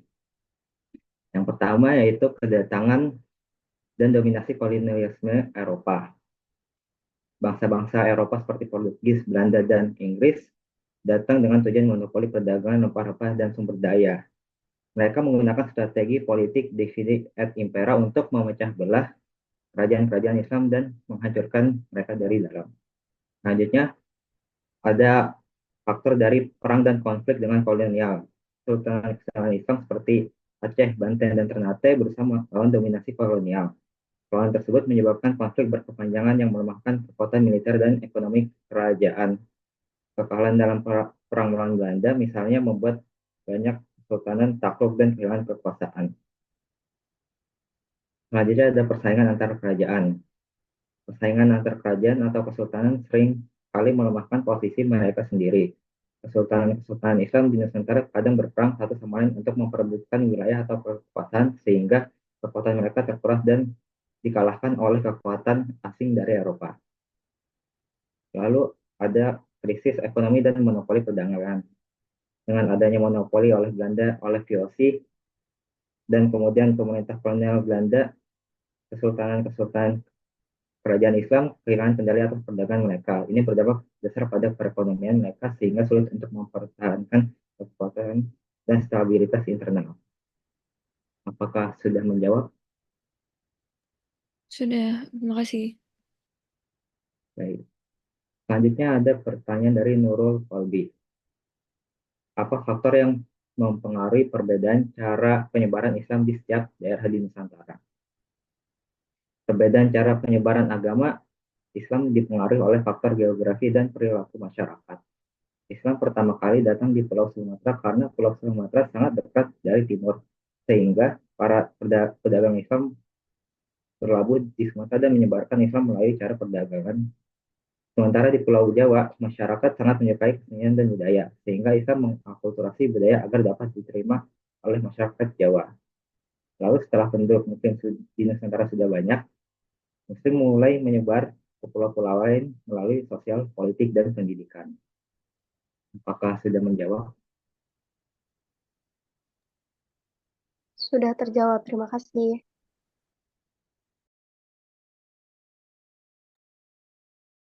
Selanjutnya saya izin menjawab pertanyaan dari Alif Muhammad Lutfi, respon masyarakat agama Islam datang ke Nusantara. Jadi kedatangan Islam ke Nusantara itu diterima baik melalui perdagangan, perkawinan, dan dakwah damai. Masyarakat terutama di pusat perdagangan mudah menerima Islam karena ajaran relevan dengan kehidupan sosial dan budaya lokal. Selain itu ada beberapa alasan kenapa Islam mudah diterima di Nusantara, yaitu yang pertama syarat masuk Islam mudah, yang kedua pelaksanaan ibadahnya sederhana, kemudian Islam merupakan agama yang demokratis, ajaran Islam tidak memaksa, dan bangsa Indonesia memiliki jiwa terbuka. Jadi emang kedatangan Islam ke Nusantara itu diterima sama masyarakat. Apakah sudah terjawab? Ya, sudah terjawab. Selanjutnya yang terakhir, saya ingin menjawab pertanyaan dari Syifasat. Dinamika politik kerajaan, khususnya kerajaan Hindu-Buddha, itu ada Jembaru di saat saudara kerajaan. Jadi ketika Islam mulai masuk ke Nusantara melalui jalur perdagangan pada abad ke-7 hingga 13, kerajaan-kerajaan Hindu-Buddha seperti Sriwijaya dan Majapahit masih dominan. Islamisasi pertama terjadi di wilayah pesisir dengan munculnya kesultanan-kesultanan Muslim seperti Samudra Pasai dan Demak. Seiring waktu, banyak kerajaan Hindu-Buddha mengalami tekanan dan kemunduran, sementara kerajaan Islam makin kuat. Konflik politik antara kerajaan Hindu-Buddha dan Islam sering terjadi, namun ada juga akulturasi budaya. Majapahit runtuh pada akhir abad ke-15, sedangkan Bali tetap bertahan sebagai pusat Hindu. Jadi reaksi kerajaan Hindu-Buddha emang beragam, itu yang adaptasi dan konversi.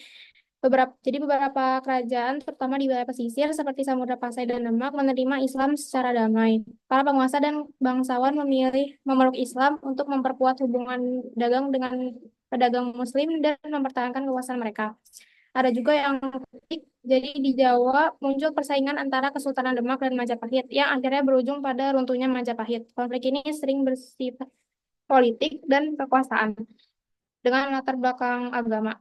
Yang terakhir tuh ada yang pelarian, bangsawan dan keluarga kerajaan Majapahit yang menolak Islam melarikan diri ke Bali, yang kemudian menjadi pusat Hindu sebagai keruntuhan Majapahit. Untuk Syifasat, apakah sudah terjawab? Ya, udah, Fik. Oke, masih. Oke.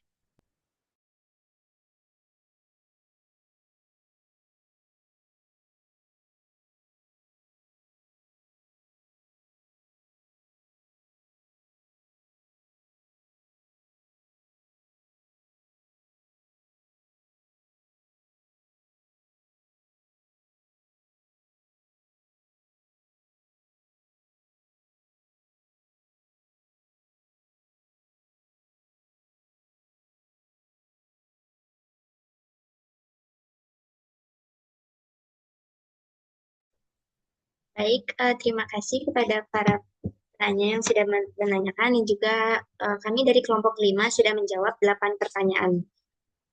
Nah, untuk itu saya akan kembalikan ke Pak Nur Rahmat kembali. Terima kasih. Ya, terima kasih kelompok 6 ya dari kelas 5 dan kelas 14. Kita berikan aplaus virtual. Boleh.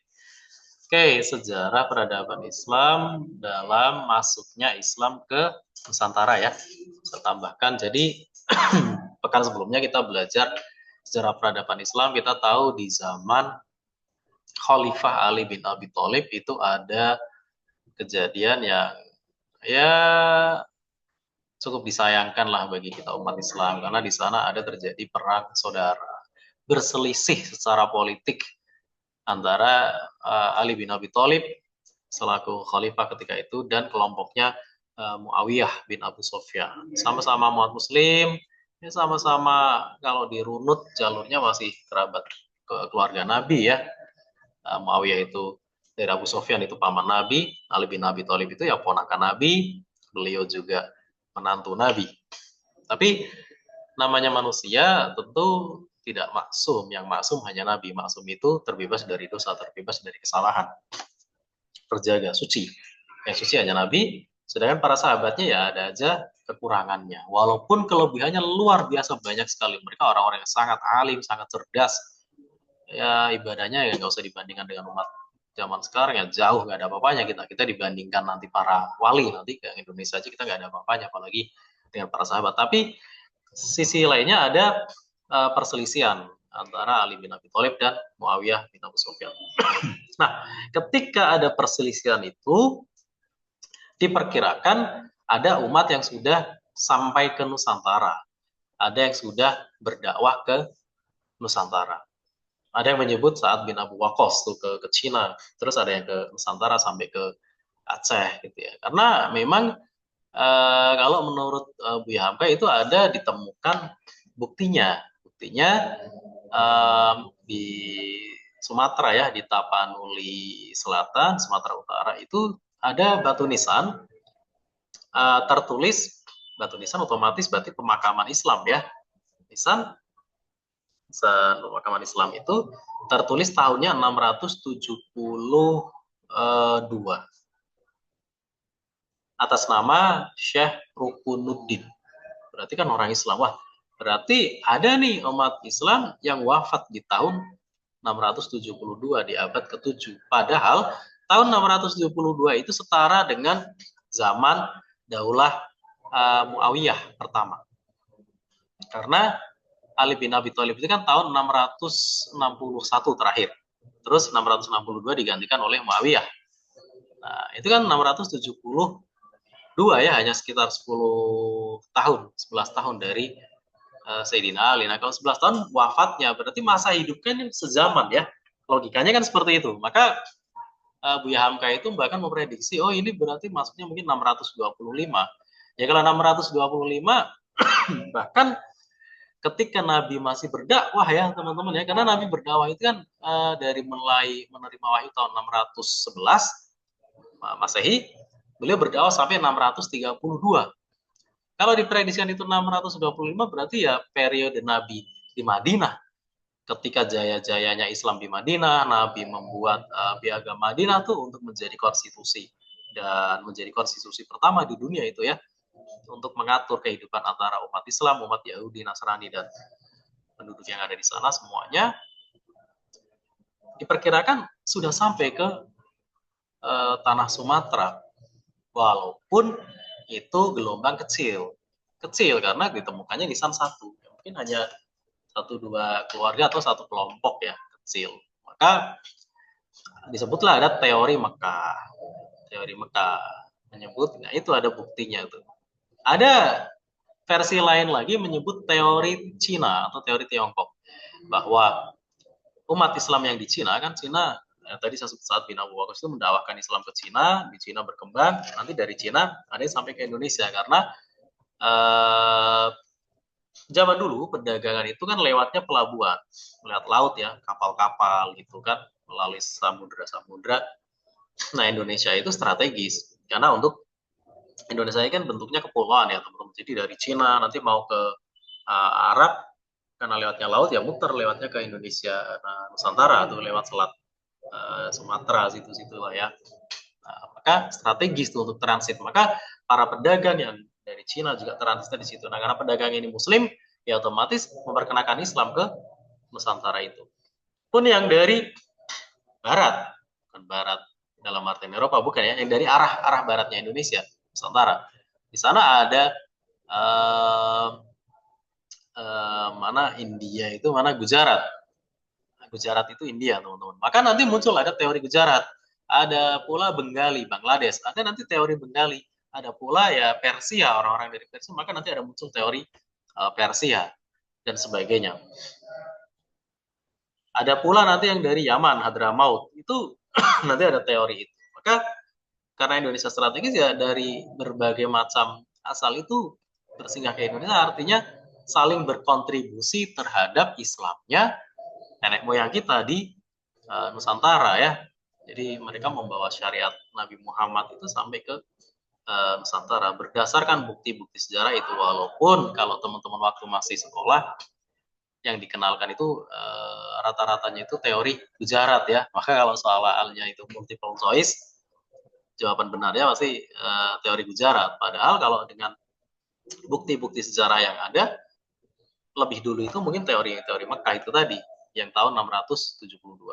Lalu berikutnya teori Cina. Teori Cina itu di abad 9 rata-ratanya. Ada menyebut abad ke-7 juga, tapi lebih logis itu abad ke-9. Karena Cina sendiri ya abad ke-7 datang dari Jazirah Arab itu.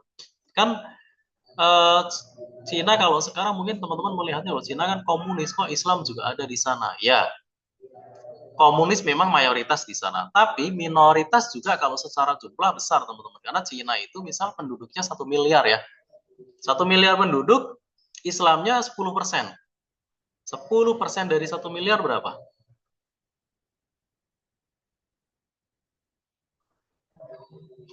Berapa? Ada yang mau jawab? 100 juta, Pak. 100 juta. Iya. Memang mungkin kecil 10% doang, tapi 10%-nya dari 1 miliar. Wah, ketika dimunculkan nominal jumlah 100 juta. 100 juta itu ya jauh lebih besar dari penduduk-penduduk negara-negara Arab ya. Mereka kan hanya puluhan juta per negaranya tuh. 100 juta itu ya 40% ya penduduk Indonesia. Kan kita 265 juta sekarang kurang lebihnya. Ya kan, maka di Cina itu ada komunitas muslimnya di sana sampai sekarang, Patani kalau tidak salah. Bahkan nanti Wali Songo salah satunya ada Sunan Ampel, itu ya dari sana, dari Cina. Gitu ya. Itu teori Cina, kurang lebih abad ke-9, tahunnya sekitar 879 ya, di tahun-tahun itu ke Nusantara. Ada lagi teori, tadi saya nyebut Gujarat ya, Gujarat itu ya umumnya di abad-abad ke-13. Maka ya itu nggak terjadi sehari 2 hari atau setahun 2 tahun, berlangsung lama ya. Mungkin teori Cina pun ya bisa berlangsung dari abad 7 mungkin kelompok kecil, nanti berlanjut sampai dengan abad 11. Teori Gujarat pun mungkin dimulai dari tahun-tahun sebelumnya, tapi nanti ramainya sekali di abad ke-13. Abad ke-13 itu bertepatan di mana di saat itu Islam Daulah Abbasiyah itu kalah sama bangsa Mongol ya kan. Kemarin kita belajar kan Abbasiyah itu benar-benar runtuh sebagai sebuah dinasti, sebagai sebuah kekhalifahan kerajaan itu tahun 1258. Kalah tuh amburadul sama Mongol. Tapi hikmahnya teman-teman, kerajaan besar runtuh ya, nanti hikmahnya berarti muncullah kerajaan kecil-kecil nyebar. Saya analogikan mungkin apa ya, rumah tawon lah misalnya, teman-teman lihat rumah tawon tuh besar, tiba-tiba rumah tawon itu dihancurin, kalian usir tuh pakai galah misalkan, ya nanti tawonnya ada yang mati, ada yang marah tuh nyengat kepala kalian tuh ngejar, ada yang nyebar otomatis karena rumahnya sudah hancur, udah diganggu. Dia nyebar, ketika nyebar ya dia akan bikin lagi koloni-koloni kecil ya. Nah, sama umat Islam ketika di Jazirah Arab itu kalah oleh bangsa Mongol, itu nyebar. Maka nyebarnya ya sampai ke Cina, sampai ke Jazirah Utara Afrika, bahkan kalau Eropa kan sudah ya, Daulah Umayyah itu 756 itu sudah sampai di Spanyol. Dan sudah di sana bikin kerajaan.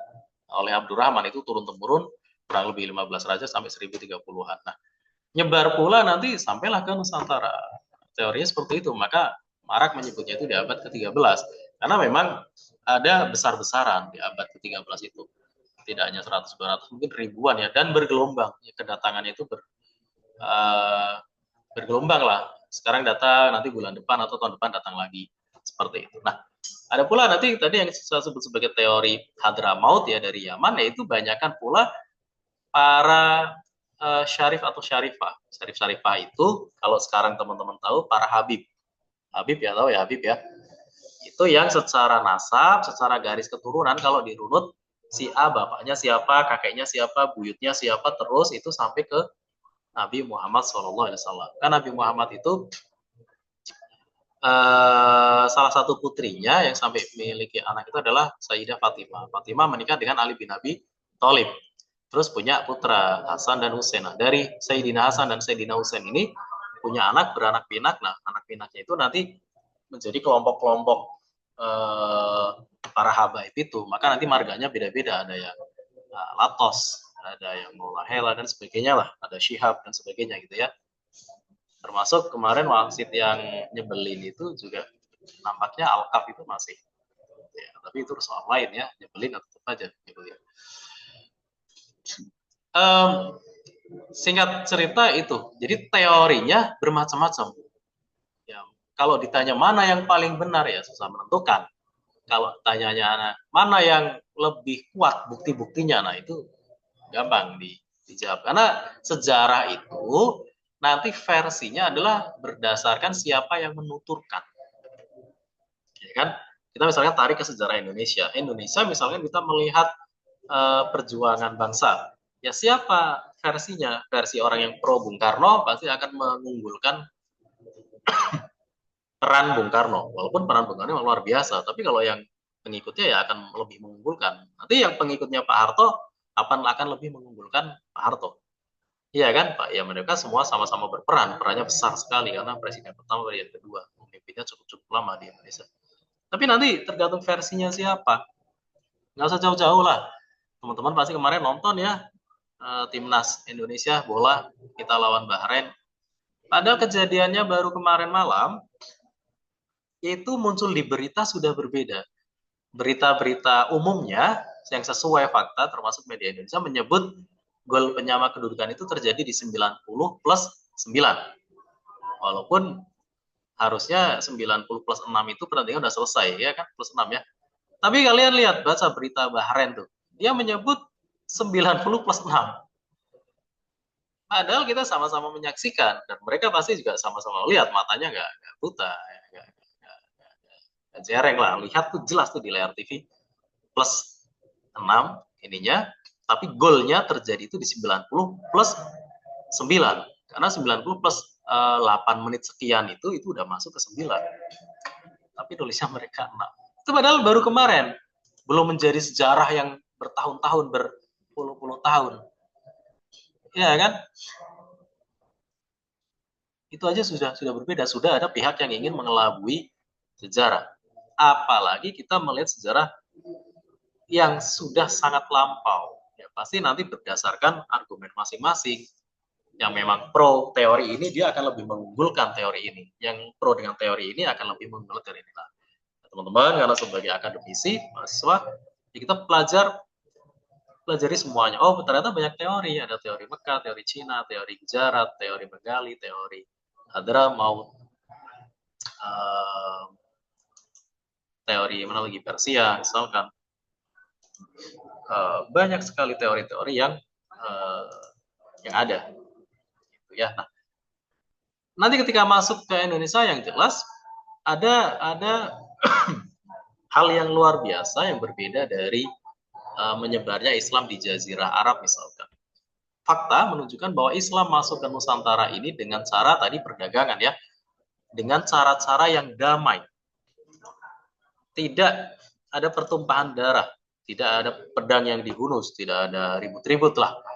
Pokoknya masuk dengan lembut sekali, dengan akulturasi budaya, pendekatannya damai ya, adaptif dengan budaya lokal, sangat toleran sekali. Maka itu yang perlu kita ikuti, itu cara-cara berdakwah para wali yang kemudian secara lembaga, secara organisasi kita kenal sebagai wali songo.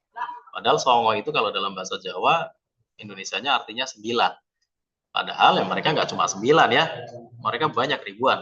Tapi yang menjadi tokoh-tokohnya yang kemudian dijadikan ikon dakwah di Nusantara itu ya ada 9 wali, itu Sunan Giri, Sunan Ampel, Sunan Derajat, Sunan Bonang, Sunan Gresik, Sunan Kalijaga, Sunan Muria, Sunan Kudus, dan Sunan Gunung Jati. Ada 9. Tapi sebenarnya banyak, ribuan ya. Belum lagi nanti para pedagang yang mendakwahkan. Di Semarang itu ada kelenteng Sampokong kalau nggak salah ya. Itu ya juga menyebarkan Islam di sana. Para orang-orang Cina yang memang Muslim banyak juga nyebarin Islam di Indonesia. Maka Sunan Ampel itu juga kan dari Campa, dari Cina. Gitu. Dan dari para wali songo ini yang 9 itu ya banyak yang memang merupakan syarif, merupakan habib. nasabnya nanti bersambung sampai ke Sayyidina Hasan atau Sayyidina Husain, putra Fatimah Zahra binti Rasulullah Shallallahu Alaihi Wasallam. Maka karena berakulturasi dengan budaya lokal, Wali Songo ini sangat lembut sekali dalam berdakwah. Melihat, oh, orang Nusantara itu senangnya ternyata kesenian musik misalkan. Maka dibuatlah tembang-tembang yang isinya nasihat. Maka Sunan Bonang, Sunan Derajat itu kan bikin tembang mocopat gitu ya, ada seluku-seluku batok, gundul-gundul batsol, yang orang-orang Jawa pasti tahu tuh, banyak tembang-tembang seperti itu. Yang isinya, syairnya isinya nasihat. Ya. Maka kalau kembali loh, berarti musik boleh ya, kalau isinya hal kebaikan boleh. Musik itu kan sarana, alat ya. Alat itu ya tergantung nanti kita gunakan, kayak pisau lah. Pisau tergantung cara kita menggunakannya. Kalau untuk kebaikan boleh, kalau untuk bunuh orang yang nggak berdosa ya haram jadinya kan, seperti itu ya. Oh, misalkan Sunan Kalijaga melihat, oh, orang Indonesia tuh senangnya menonton pertunjukan wayang, tapi zaman dulu tuh wayangnya beneran 3 dimensi ya. Akhirnya oleh Sunan Kalijaga, karena supaya tidak menyalahi syariat, karena syariat kan nggak boleh, akhirnya dibuat wayangnya gepeng, 1 dimensi itu gepeng, maka jadilah wayang seperti ini kita lihat tuh. Itu ya kalau tanda kutip ya akal-akalannya Sunan Kalijaga supaya tidak menyalahi syariat. Akhirnya dibuatlah wayang kulit seperti itu. Dan isinya kalau dulu-dulu mungkin karena masih kental Hindu-Buddha, animisme, dinamisme, itu cerita-ceritanya tentang hal-hal yang mengandung unsur kemusyrikan. Ketika Sunan Kalijaga isinya diganti. Bahasanya tetap pakai bahasa-bahasa Sanskerta atau bahasa-bahasa Jawa gitu ya, tapi nanti isinya beda. Salah satu contoh lakon yang sering dibawakan Sunan Kalijaga itu adalah judulnya Jimat Kalimosodo. Jimat itu kalau bahasa Jawa kan azimat ya, ini ya kayak apa ya, jimat tau ya, jimat lah ya. Kalimosodo itu diambil dari kata kalimat syahadat. Jadi kalimosodo. Jadi mantra kalimat syahadat, nah, itu yang diajarkan di dalam lakon itu ya. Isinya pasti mengajak para penonton sekalian itu untuk mengenal Islam melalui syahadat itu. Diajarkan, tentang tauhid, diajarkan, kita ikut Nabi. Diajarkan tadi tata cara bersuci, ternyata ajaran ini sangat memuliakan manusia, ngajarin kebersihan, tata cara bersuci, mau ngadep Tuhannya itu harus wudhu dulu, harus cuci tangan, cuci kaki, basuh muka, kepala, dan sebagainya. Berarti memang Tuhannya maha suci. Itu kan nanti mudah dicerna oleh masyarakat. Dan taktik yang paling cerdas lagi, karena kalau dakwah lewat masyarakat itu kelamaan ya, orang-orang awam satu persatu masuk Islam itu lama. Maka cara gampangnya pegang kepalanya, rajanya. Kalau rajanya udah Islam, rakyatnya pasti akan ikut Islam semua. Itu kan lebih mudah. Ya kan? Maka para wali ini rata-rata nanti ada yang bertugasnya mendekati para raja-raja di Nusantara ini. Maka nantinya ketika sudah masuk Islam, jadilah kerajaan. Itu kerajaan coraknya adalah corak Islam. Ya, misalkan Samudra Pasai kan di Aceh ada, terus di Demak, terus ada di Ternate Tidore, dan sebagian tadi ada nyebut Perlak ya, dan sebagainya.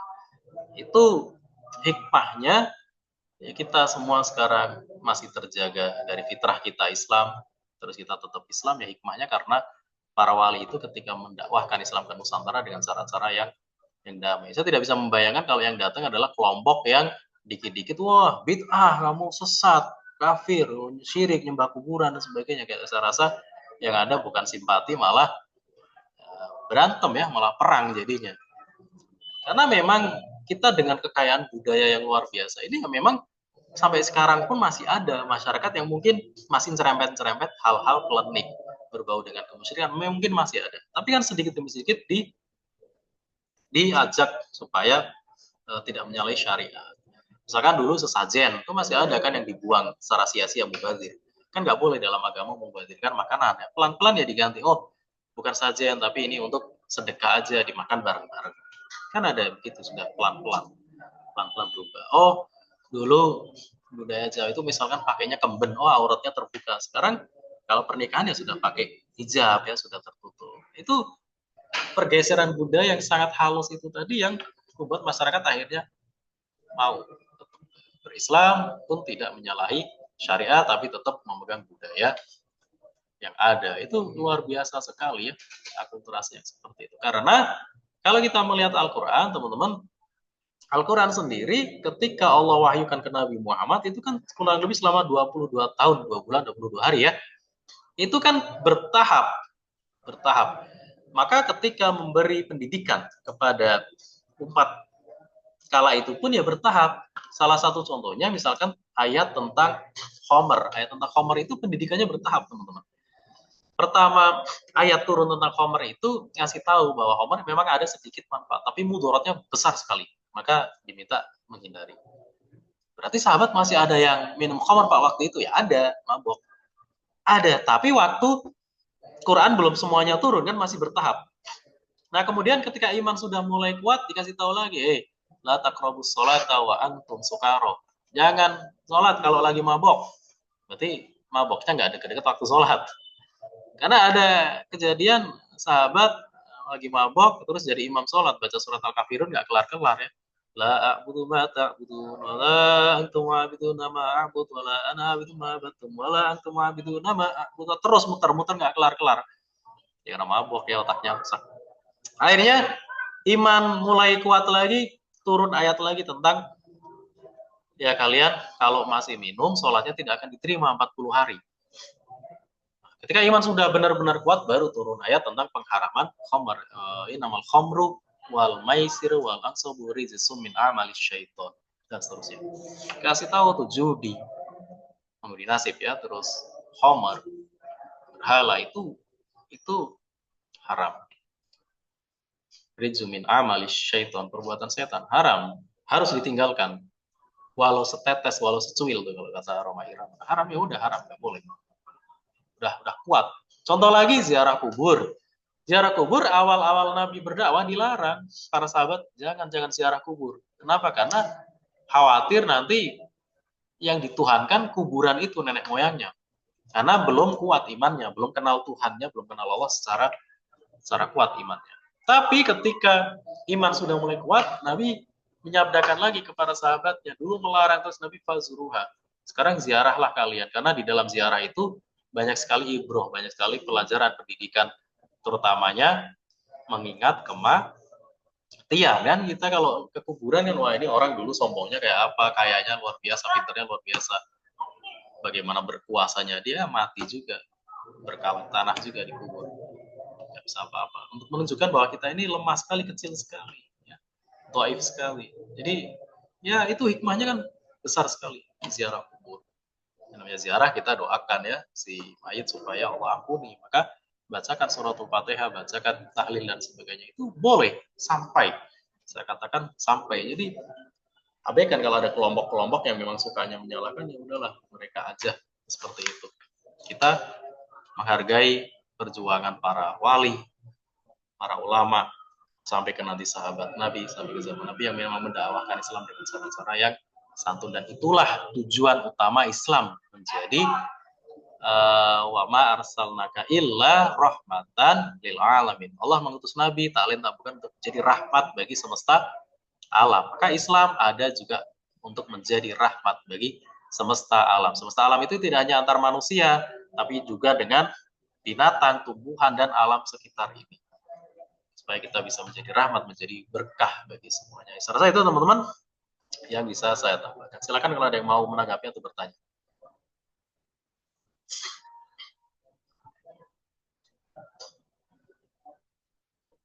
Cukup? Cukup ya. Saya absen, saya mulai dari yang kelas 5 terlebih dahulu.